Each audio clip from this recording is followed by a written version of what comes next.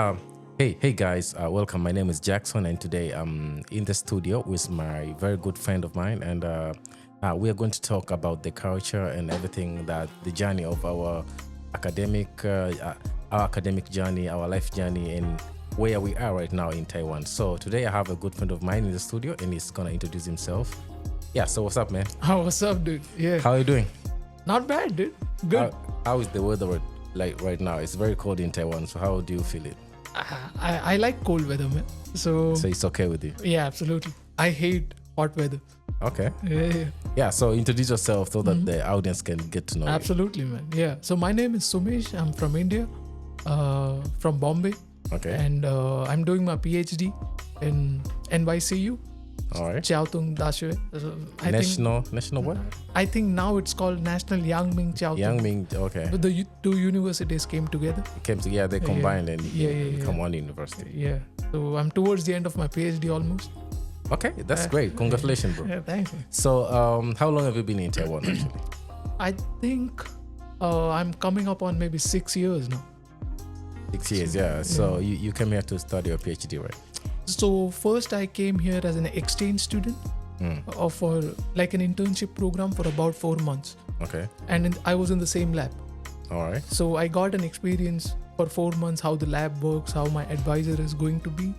And then he offered me a position for PhD. Oh, that's great. That's a great opportunity. Mm-hmm. Yeah. So can you tell us a little bit about India, the struggle? Like what motivated you to apply for this opportunity and you came to Taiwan to start for your PhD? Yeah, so let's say my master's was in photonics, which is mostly laser spectroscopy stuff. Okay. And during that time, my girlfriend, she was like the topper or the best student during the master's. Oh, okay. So she was the first one who actually came to our lab. Came here in the lab. On an internship program. All right. So she came here for maybe 6 months because our masters had 6 months of just project. Okay. So she was here for maybe 6 months. And during that time, I was in India where I finished my project. And at that point of time, I had an offer from Slovakia in Europe for PhD. So it was between either Europe or Taiwan.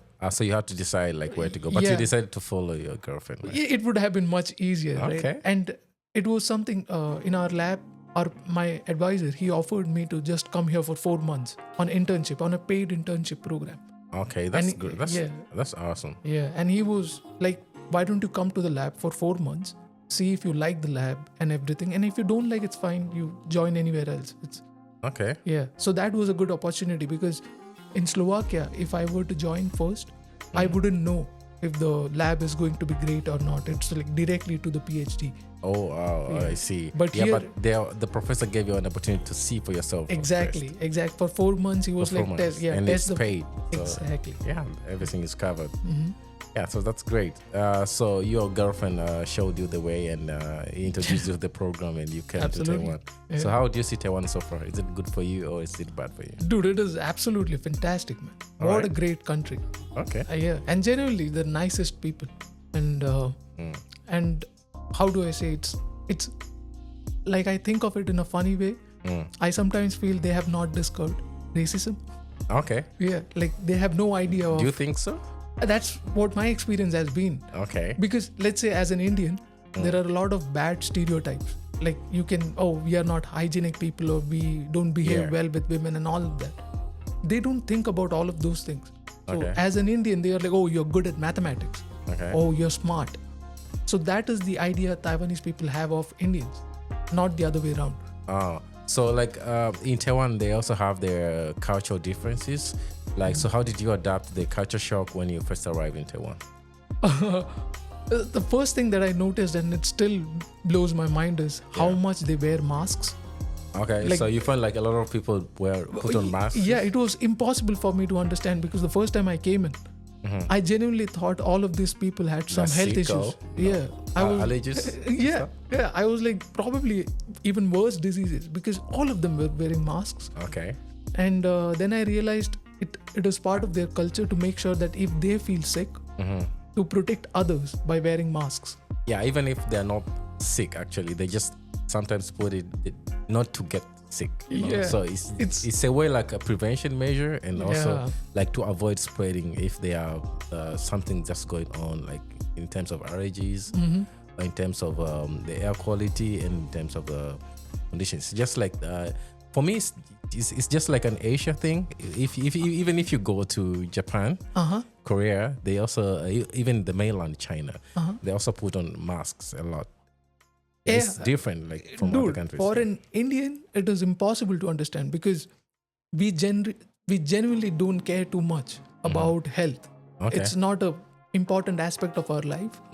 So we like hanging out. Yeah, man. I used to see those videos, those chefs cooking the street food. Yeah, exactly. And so we are all cool like that. So we'll survive anything, right? But I have an interesting question to you. Like, okay, in terms of hygiene, we have talked about a little bit about hygiene right now. So we used to encounter a lot of videos on social media that some chefs, street food in India actually, I don't know which part of India basically, but their hygiene is not really promising. Like there's a lot of dirty when they're cooking. Like there'll be like a variety of stuffs around, and it's not like really pleasing to buy. But do you guys like get sick or something, or you're just fine with it? Oh yeah, so I think what happens is if you grow up in that place, right? Yeah. Your stomach kind of gets used to the bacteria and everything. So you're good with it.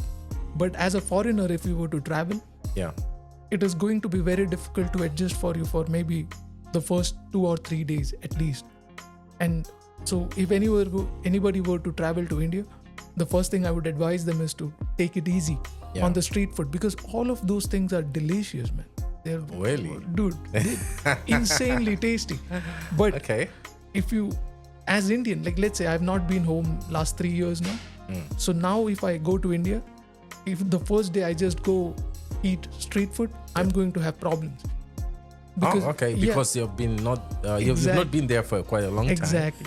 And so like the digestion thing in your stomach is quite different right now. Exactly. And my body is used to much more like the Taiwanese hygiene. So and if I go back to India, like the first day, you'll get sick actually. Yeah. So I need to take some time, maybe 3 or 4 days. To adapt it again. Yeah. Okay, I see that. So what's up with the language? Are you good in Chinese for a long time? Like, what's your level of Chinese right now? I would grade myself as absolutely poor. Okay, so so how can you rate like from 1 to 10? 0 probably, man. Like, no, but you have to survive. Like, how do you buy food?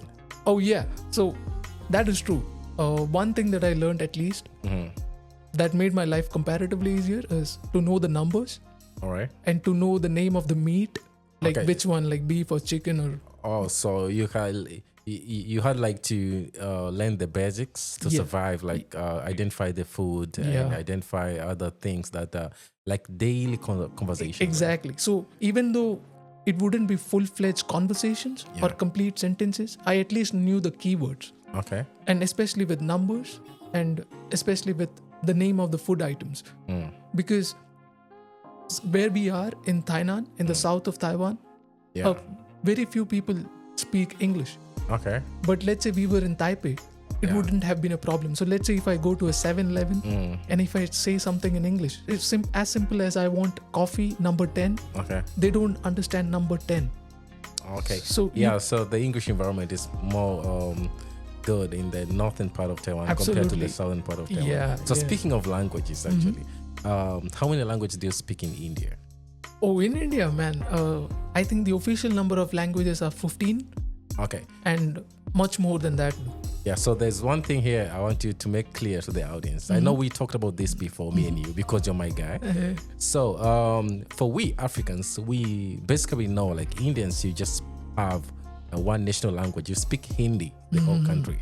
But once upon a time, back a few months ago, you told me you have different languages, and those different languages, they are more spoken in different zones. Yeah. So like you have your own language. In the southern India, they speak their own language in different places in the northern India. Can you make it clear about that? Oh yeah. So India actually has no one single like national language. All right. We have official languages. Okay. Because India is just like the continent of Africa, or just like Europe, made of different parts with different people. They look different, they speak different. So English and Hindi are considered to be official languages, or comparatively the more important official languages. But each of the state would have their own language.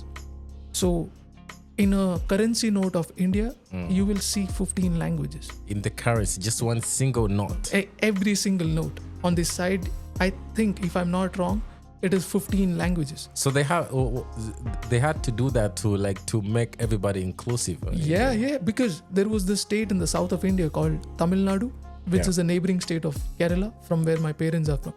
And that state was so serious because initially there was this push when India got independence to make Hindi the official language of India. Yeah. But Hindi is only spoken in, let's say, the northern part. The northern part, like what we see in the movies. What is that city? Bombay? Yeah. So Bombay has its own language. It's called Marathi. Okay. And that is the language of Maharashtra. But people do speak Hindi in Bombay. And Bollywood is all Hindi. Okay. So Hindi can be spoken and very well understood, let's say, Bombay and to the north of Bombay. And most people can kind of understand. But anywhere to the south, people rarely can speak and sometimes understand. Okay. So do you think some Indians, they encounter this language barrier in terms of communication, if they want to move from one place to another place in India? Absolutely, man. It's a huge problem, and that is why most Indians can speak more or less fluent English. So what's the official language for education in India? It depends on which state you are. So India, if let's say you are in Maharashtra or in Bombay, you have two choices. You can choose for your official language of education to be English, or the local language. Wow. And that changes everywhere. So if you're in the north, English and the local language there. If you're in the south, certain state, English or the local language. So which is the better one? For me, I'm glad that my parents put me in a school where English was the language of education. Because ever since I was a kid, I could at least understand and learn English. Okay. Because since India has a lot of languages, you can learn maybe up to high school in your own language. But after that, let's say complicated sciences or engineering or physics, you need to have that English. And those kids, when they transfer from high school to, let's say, engineering, the first year they find it very difficult to switch, because the students from the English medium schools, they are already, up to the mark. They have mastered the language, so they can basically push forward to even look forward for other opportunities abroad, outside the country. Absolutely. And it helps them too much. And the kids who learned in the local language, they need at least a year to, be good at English first. And So let us talk about your transition from India to Taiwan. The moment that you decided to move from India to Taiwan, did you face any challenges, Ross? I think I was lucky because I only was in my home, in Bombay, until bachelor's. And 2 years I stayed away from the family to do my master's. So I would only visit them once every 6 months or once every year. So due to that thing, there was not, let's say, homesickness when I came to Taiwan. I do believe that if I had directly from my home came to Taiwan, then it would have been difficult for me to adjust.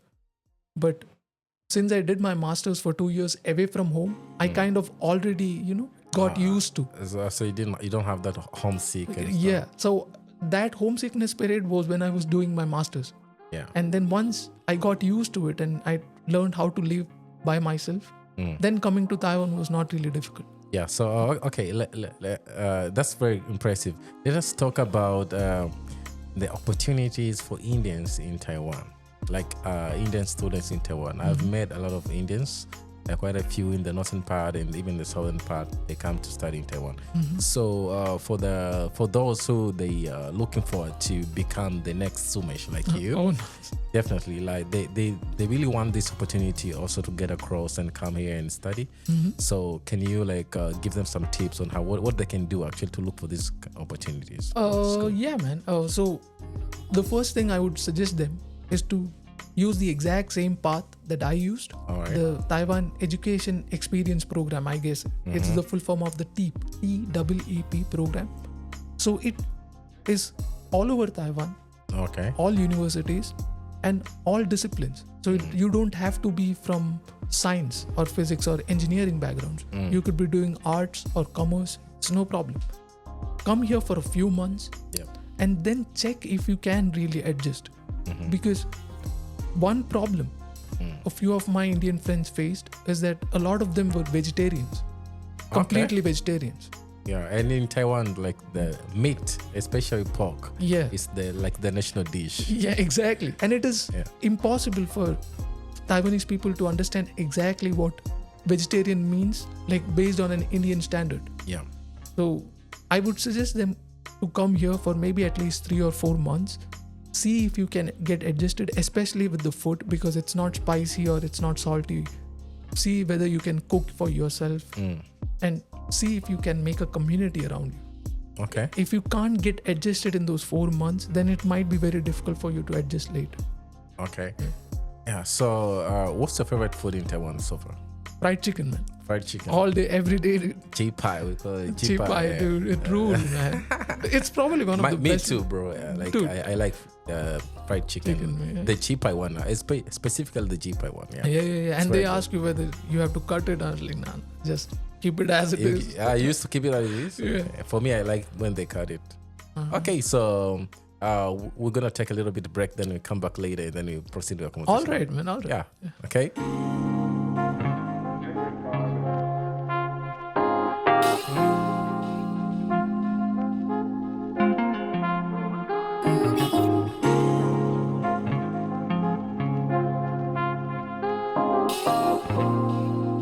Okay, so Sumesh, Yeah. so we are going to dive into another the same questions. So, have you ever experienced any cultural misunderstanding since you came in Taiwan? Like, just encountered like any misunderstanding between you or Indian and you met Taiwanese? Like, if you've faced any stereotypes about how Indian you are? I have not actually, like nothing that I can remember, because probably it's because we both are Asians at the end of the day. Yeah. But what about you, man? Like, what has been your experience though? Yeah, so I'm black, so there's a lot of impressions, a lot of perspectives and stereotypes if you're a black person, right? In a typical white country, not typical white, but these are Asians. So in Africa, we just call them white. So yeah. So and on top of that, when they actually know, like, okay, you are African, so there's another impression about you are African. So there's a difference between sorry about that. Yeah, no problem. Yeah, so there's a difference between a black American and an African. So they're like, how they take us is different. So if you're a black American in Taiwan, they just know you're American. So like the treatment will also will actually be different because you're American and you're African. Yeah. So I can really talk about how do people act, but it is what it is, bro. So there's a lot of stereotypes about we Africans when we come abroad for major things, including studying or work. But what we know is we are working hard towards our life. We are finding for our families back home. Yeah. So eventually we have to get ready in terms of psychological wise when we want to approach different things. Yeah. So I don't really talk about the bad side, how we are treated. But it's important to know that we manage to fight over, and at the end of the day, at the end of the day, we just navigate and do some maneuver and just go over and over, like just fighting for our life. Like we really don't care about when we encounter some stuff. No. But what I wanted to ask is, based on your experiences, do you think, like, is it ignorance, or is it the fact that they don't know any better, that is why they treat you differently, or because it is something more? Yeah, so that's a great question. Actually, it depends on the system and the school system and how people are educated over here or anywhere else. I remember when I was in school, in my undergrad, like 5 years back, and I went to this English camp, and there's a bunch of kids in my group. So I was like a TA, actually a TA, like a camp supervisor, not supervisor actually, but just one of the group supervisor. So some kids, I gave them the opportunity to ask me questions, and they are very young kids. And one kid asked me about why am I white hair and black hair? Oh man, okay. So I do understand, like he was curious. Yeah, that's an honest question. It's an honest question, because I gave them the freedom to pop up the question. Actually. But so what if that question was the kid asked the teacher who is not African? Oh, do you know what they're gonna tell him, the kid? Because in Africa it's too hot. So we have Africa is too hot. There's a lot of sun there, so we get burned by the sun. That's why we are black. That's what they're told. Most of them. Oh, to be honest, yeah. Okay. So that's the very I can say stupid answer. Toward that, because it looks like you are dumb enough. You didn't do enough research. Yeah, true. And so at the end of the day, that's some of the problems that we encounter.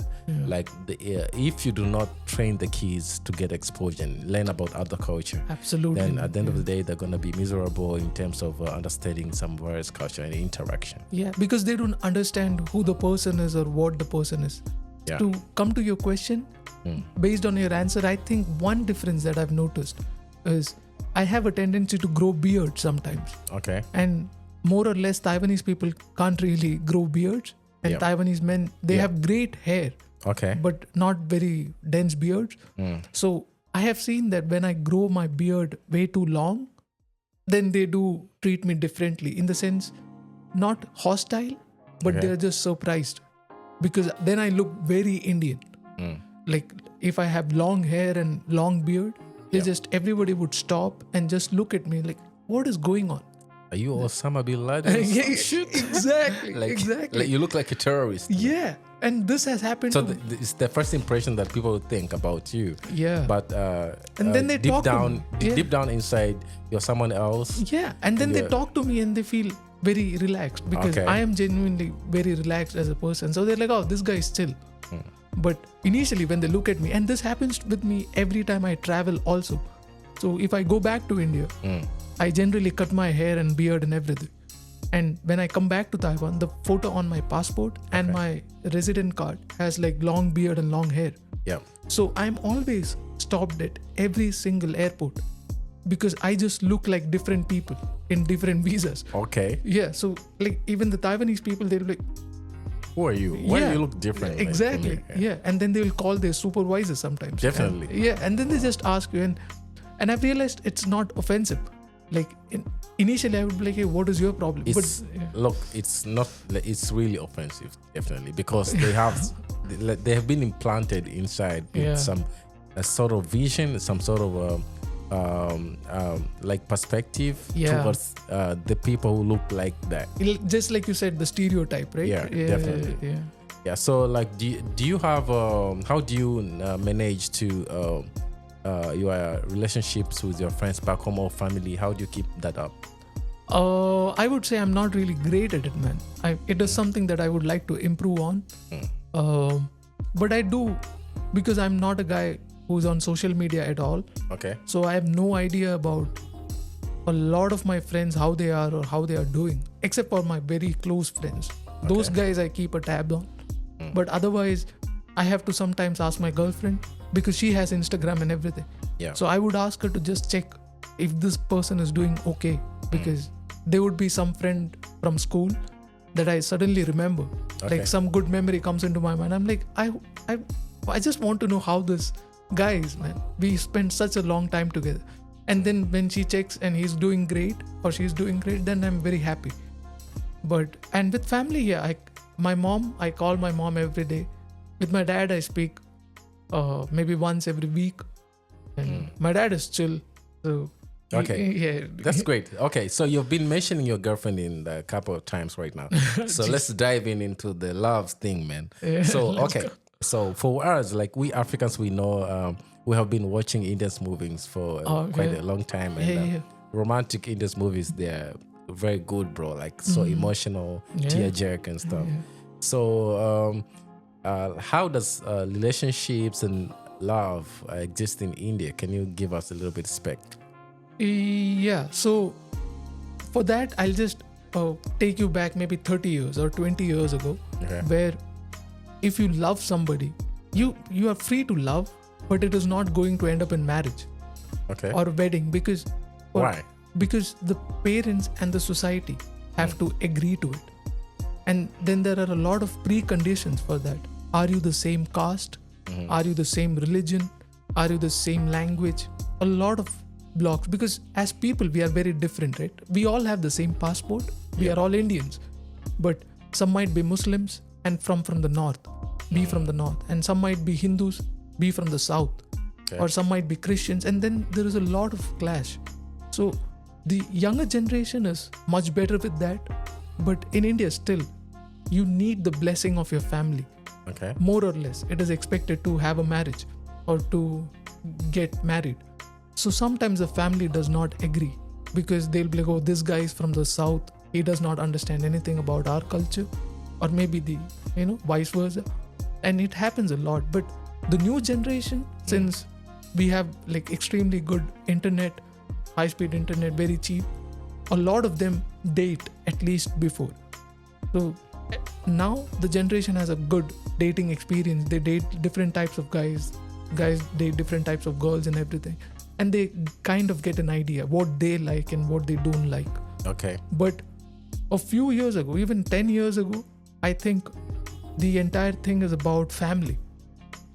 So even if in India, it is very common that you will see that your mom and dad are just not in good terms, or they probably end up hating each other also, but they'll stay together for the children. Because in India, if you get divorced, there is a lot of social stigma attached to it. Oh, I see. Yeah, so it's not very easy to get divorced. Let's say in America, you don't like the person, or you thought you liked the person, and then you realize, oh, I don't like this person. It's very easy to get divorced, and there is comparatively no social pressure. But in India, like if you try to get divorced, both sides of the families will come together.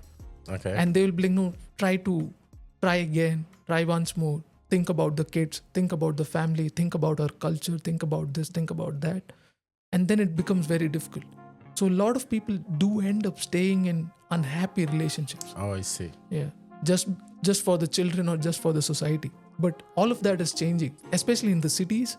People are chill now. Like if they don't like each other, they get divorced. It's no problem. Oh, okay. So speaking about marriage, you once told me like in India, there's some people, some agents that they can, if you want to get married, then that's up to your parents. Then your parents can look for you a partner for you to get married. So how did that work? Like arranged marriage that in India, like, a lot of people they've been asking me about it, and that they want to get to know about how it works. So I told them I'm gonna speak to one of my Indian friends. He's gonna make it clear. Dude, so it is very interesting. So just like you said, the correct word for that is an agent. So there is an agent who has an entire database of definitely. Damn. So it's like a business, entire business. Dude, like there are like at least 16 or 17 websites Dang. One is called shadi.com, which is literally translates to marriage.com. Okay. And there you can select people.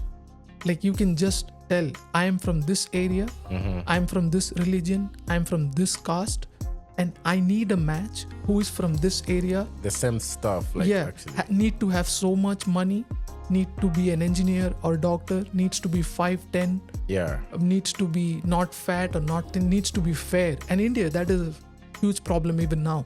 Okay. People think about the skin color way too much.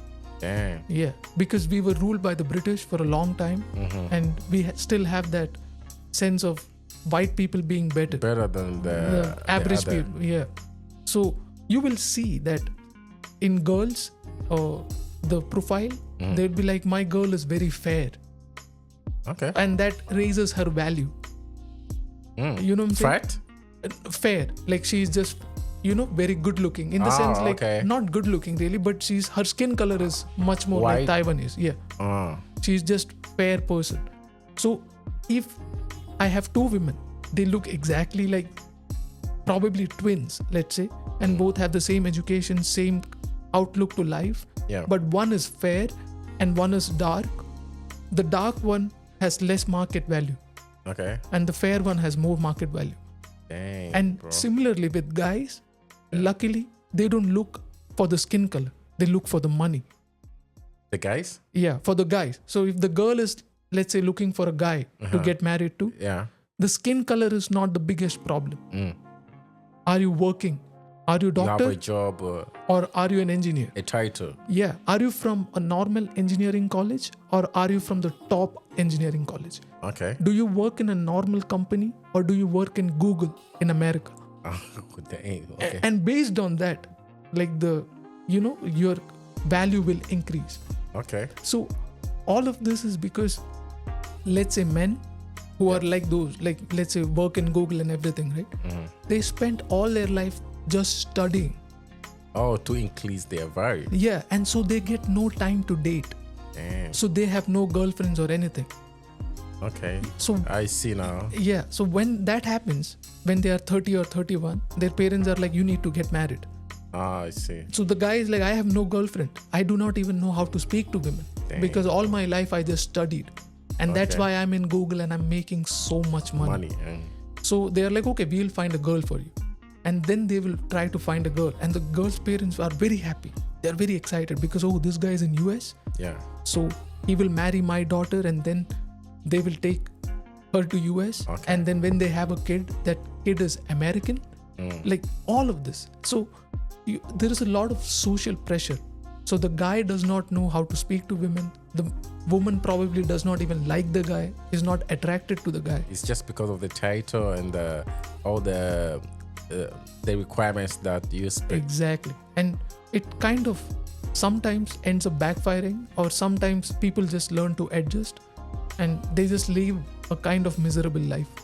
So if you ask me, like, is arranged marriage good? I don't know. Sometimes it works, sometimes it does not work. And in India, especially if it does not work, people are unwilling to admit that it does not work because you cannot divorce. You cannot, because there is a lot of cultural pressure to it. So what people would end up doing is they just live their lives miserably. I see. Yeah, it's according to me, it's a wrong system and it's a sad system. Wow. But a lot of people live like that, and some of them are happy.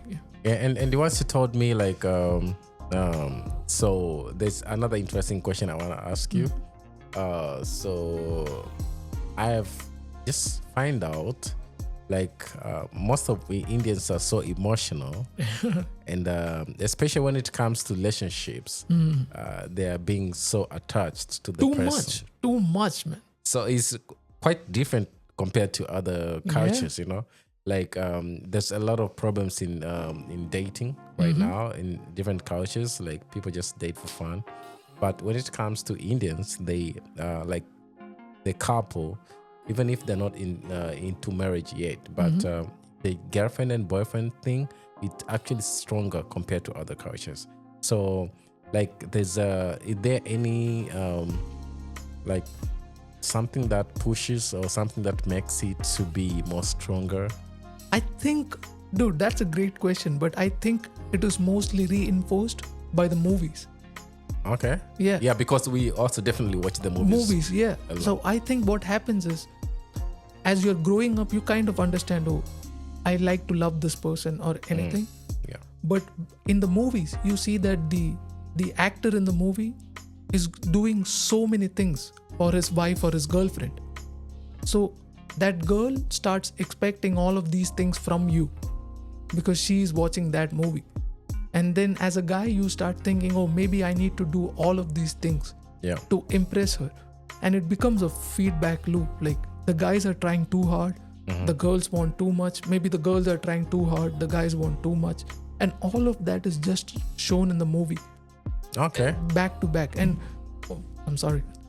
There's another thing which is very interesting. Like a stand-up comedian in India, he made an observation. He was like, if you look at the movies of any country, you get to see the culture. Okay. So he's like, if you look at American movies, most of their movies are about superhero stuff. Like Superman, Spider-Man, Avengers. Because that is what they think about themselves, right? Okay. They are the saviors of the world. Yeah.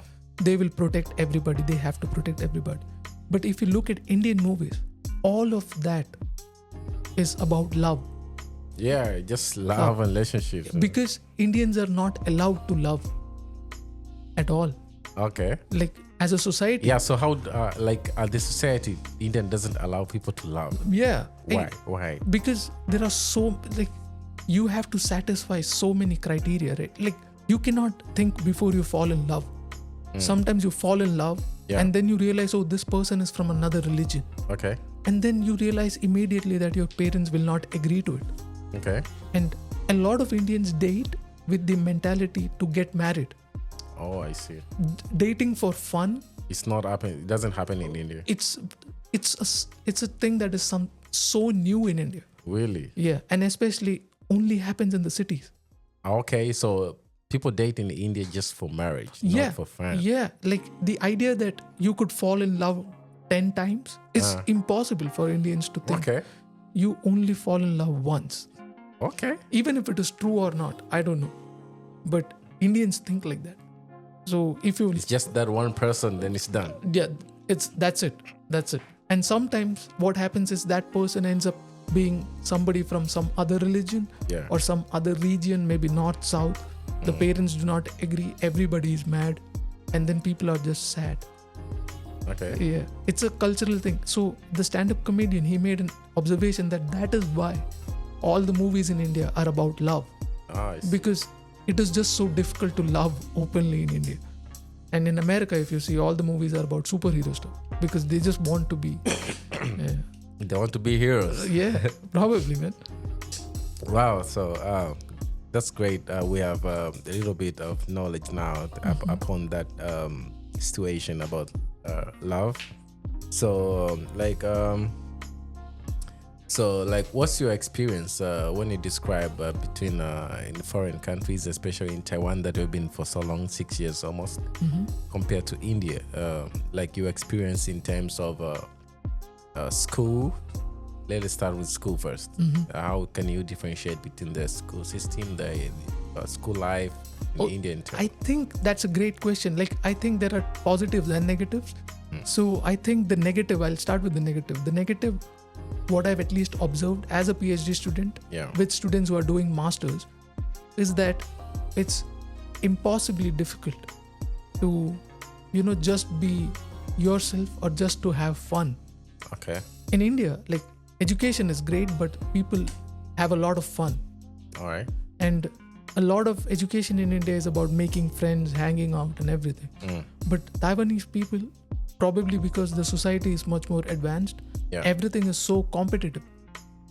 Everything is about being the best that they have no time to have fun at all. So that definitely, and that to me has been a very negative thing because I'm like, you live once and you don't want to have fun. Yeah, you're young once, and why would definitely. Why would you not have fun? No, my Laos, my professor expects this from me. My parents expect this from me. I have to be the best. Okay. And I think that is negative But the positive aspect of the education, I think, is the way they do things. It's much more practical. So in India, the education is still heavily like rote based, like memory based. I see. You just read. You have to memorize stuff everything and then just spit it out in the exam it's paper. more in the exam testing and a lot of testers too. Like examination, they want to identify your IQ capacity. Yeah, but in Taiwan, a lot of it is practical. So there is a lot of teaching, but there is a lot of practical knowledge that you can do or experience. And I think that is good. Like I took a course here for deep learning. Yeah. And the theory was so less, but it was just directly practical stuff. So the homework was like, okay, design a network by yourself. So that is, I think, a much more efficient way to teach anybody how to do things. But in India, it would be like, remember how to make it. Okay. And they don't teach you really how to make it. So you write in the exam, you get great grades, everything is good. But it's not, at the end, I believe, very useful. But the Taiwan style is much more useful and much more practical. So that is the positive. But in my opinion, they take too much stress. Okay. Taiwanese people are just too stressed about, especially students, being the best in everything. Being the best in everything. So what advice would you give to someone back in India who is considering to take a road that you took? Like I said, I would suggest them to come here for few months initially. And check it first. Yeah. And confirm if you like it or not. And especially if you're a vegetarian. Because it's difficult. For vegetarians, right? Absolutely. I think, and especially a lot of people in India are vegetarians due to religious reasons. Oh, okay. And for them to, leave all their culture behind and just start eating beef or pork is impossible. Something else. Yeah. Impossible. Yeah. So if they cannot get adjusted to food and if they feel that they cannot really cook, then it might be a difficult problem. And then if you commit like me for 5 or 6 years, then it is a huge problem. So I'm a non-vegetarian, so it is all right to me. Wow. Okay. Speaking about the region, the region is also a big issue in India, right? Dude, the biggest issue in India. It's too much, man. Yeah. So how do you maintain like the balance of religions in India, like from different culture castes and from also different communities of with different religions actually? So like an example I want to give you when it comes to like general elections. Like first of all, which is the biggest religion and which is the least religion in India? So by number wise, Hinduism is the biggest religion. Yeah, I think it's about 79%. Oh, so that's huge. Yeah, okay. And then the smallest ones are like maybe Sikhism or maybe Buddhism. It's less than 1%. Okay. Yeah, and Christianity is about 2%. Oh, so it's... And then Muslims are about 16 or 17%, if I'm not wrong. Yeah, 13 to 16, something like that. Okay. Yeah. So like in the society, is there anything that can unite the people from different religions? Is there any activities, or including sports, or it also happens like people fight a lot to win for positions? Oh, for the uniting factor, I think the first one is the idea of being an Indian. That is uniting throughout, and it is something crazy that I've never understood really, because all of us are just taught from a very small age that we are all Indians. Okay. And then as we grow old, we realize that, there are a lot of differences between, every 100 kilometers, the people speak different languages, the taste of water changes, everything is different. Everything is different. And you're like, what is this idea that I've been taught? But as soon as any Indian, right, all over the globe, I would assume, listens to that Indian national anthem, dude, everybody gets pumped. And that somehow permeates or differentiates. It does not have any differentiation between, let's say, Hindus or Muslims or Christians or anything. It's just that we are Indians. That is one thing. Second thing that gets very emotional is cricket, the game of cricket. Okay. I don't know if Tanzania plays cricket. No, we don't do that. Oh yeah, that's probably 12 in countries. Tanzania, we just the popular sport in Tanzania is soccer. Oh, nice. Yeah, soccer, which also we call it football. And, like it should be called football. Americans got that wrong. Yeah, Americans they they're confused about this. They're not actually confused, but they just have their own names, right? Yeah, and they call football for a game that is played with hand. Yeah. They're not crazy. They are not the smartest of people. I think they just wanted to put like the boundaries between the British and the, yeah, I think so too, man. because a lot of things in the British area and in America, they're different in terms of names, but actually the same. Eraser, rubber. Oh yeah. Absolutely. So just some bullshit. Yeah. So speaking about that, we have discussed about love and everything. So, so what's your next step after your PhD? So as of now, at least, I've got a postdoc position. Okay. So postdoctoral is basically research, but after your PhD degree. So it's somewhere considered between like an assistant professor kind of a job and a PhD. It's like you're not really an employee, but you're not really a student as well. So you help set up the lab, you help train or advise the PhD students or the master students. So I've got a position in Denmark. The university's name is Aarhus. And I gave an interview and they probably liked it. And that's good. Congratulations, bro. Thanks, brother. Congratulations, brother. So when are you preparing to set off? Actually, I don't know because the official joining date is from the 1st of February. But I still have to do a little bit of documentation for the visa side of things for Denmark, as well as I have to defend my thesis for the PhD here. So I assume sometime in February, probably by the end of February at least. By the end of February. Yeah. That's great. Yeah, so are you not joining your girlfriend in the United States? That was the entire plan, but it didn't work out. Yeah. So I applied to a lot of universities in US, but I think since a lot of people always apply to the US, the process is very competitive. Yeah, like everyone wants to go to the United States. Yeah, exactly. And I got an interview in Michigan State, which is a good school, but I didn't get selected after the interview.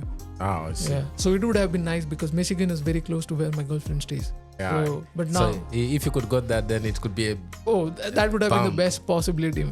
But Denmark it's a great country, and one thing I like about their entire offer is they have 6 weeks of paid vacations per year, which is 1.5 months of vacation per year. Yeah. And with salary, so that's nice. That's nice. Okay, so Sumesh, you have been in the United States a couple times, and you have been there for the purpose of conferences, attending conferences. And one thing about this, you have been doing your application by your own. Would you like to give us some tips how you capture these opportunities so that for the people out there who would really like to apply for these opportunities, they can also use them? Like what to consider most when applying for the international opportunities? So let's say in Taiwan, if you're doing a PhD program, Taiwan has this great thing where they fund students to visit international conferences, and especially if it is a good conference, if it is in US or Europe, and if you have oral presentation. So if you can satisfy any of these, like at least these 3 conditions, the chances that they will give you a travel allowance is very high. Okay. So sometimes when you apply, so initially the first thing is to always apply and not be afraid of failure or rejection. I think the only reason what I've done or where I've reached, not that I'm very successful, but like just give it a try. Yeah, just that's keep all. Pushing. Yeah, and I've always tried, and I've never been scared of failures. Okay. If they reject me, they reject me. But if I don't try, you keep doing it. Yeah, and if I don't try, I'm automatically rejected, right? Yeah, definitely. Yeah, so it's like 50-50 chance if I apply, but if I don't apply, there is no chance. No chance at all. Absolutely. So I've always applied for everything that comes my way, and sometimes once I get selected for the conference, and then I applied for the funding in Taiwan, and this time I got maybe 50K NTD to travel, which is good enough to cover the flight expenses as well as the registration cost. Yeah. And a lot of these conferences also offer up to 1,000 USD as travel grants, and they waive the registration fee as well. So that is another benefit. So you look for conferences which are funding you, at least have an opportunity for them to fund you. Then you apply for those. So there was this one conference where one of my lab mates got 3 funding, like from the government of Taiwan, from the university. Free funding. Yeah. Dang. So you have to pick one. Dang. No, you can pick all 3. So this guy spent maybe 85K to travel, like stay and everything, and he got maybe 92K in return. He got 7K more than he actually spent. But that happens very rarely. Yeah. But even if you do apply, if you spend 80K, you can still get maybe around 65 or 70K. So let's say you spend 20 days in Europe for 10K NT. That's very cheap, man. Yeah, exactly. Yeah. So my entire goal has been basically just to travel. Just keep pushing and applying. Yeah. And just to travel, I just apply to whatever fits my interest or fits my goal. And sometimes I get selected, sometimes I do not. But when I get selected, then I get to apply for funding. And once I get the funding, I get to travel. So just like that, I traveled multiple times to Europe and US. Wow, that's impressive. Which I otherwise wouldn't have done. Yeah, because you don't have a job, so you have to keep that grants. Like, just pick these opportunities whenever they are available. Dude, the opportunities are always available. Always available. They're just there, and it's sometimes a lot of people do not know about the existence of these conferences. Okay. And then that is why they miss the conference. But sometimes a lot of people are just worried even to apply. Because worried about rejection. Yeah. As you said. Yeah. If you don't apply, then automatically you're absolutely rejected. Yeah. But if you apply, there is still a 50-50 chance. And if you get rejected, at least in your mind, you know you tried. Yeah. Yeah. So a lot of places have been rejected. A lot of postdoc applications have been rejected. But at least I got one. At least, and that counts. And that is what matters, right? So now I can go to Denmark. If I was worried, or maybe I cannot apply, then I would have never applied, and then I would have never been to Denmark. Definitely. Yeah. That's good. Okay, so any word for your family, your mom, your dad back in India? Dude, I fucking love them, man. So your mom will be watching like this video right now. And she'll be mad. I'm sorry, mom. So what can you tell her if you miss her or anything? Yeah, but even if I say that I miss her, she'll be like, he's just lying. Really? Because I've not visited India in 3 years. So my mom always is like, oh, you lie on the phone that you miss me, but you actually don't miss me. But I actually do miss her a lot. Okay, she can watch you right now. Yeah. Speak to her. Yeah, I mean, yeah. I the miss camera is right here. Yeah, I miss you, mom. And I miss my dad. I miss my brother. Okay. Yeah, man. I miss my friends. Who else? My girlfriend, yeah. Okay. Yeah. Shout out to the girlfriend. Yeah, so it was nice catching up with you, brother. Yeah, nice. Thank you for your opening up about a lot of things you talked about India. So, I think it's gonna clear up a lot of perspectives and a lot of misconceptions about India that people, like most of the majority of people, didn't know about India. Yeah, it's gonna add up in our knowledge for we curious people that we would like to know a lot about different culture and identifying other background from different people, because knowledge is power. So we would like to learn every day, learn from different people. And so from here today, thank you for watching this video. And if you have any suggestion or any question, you can comment below. And thank you for stopping by. Thanks, bro.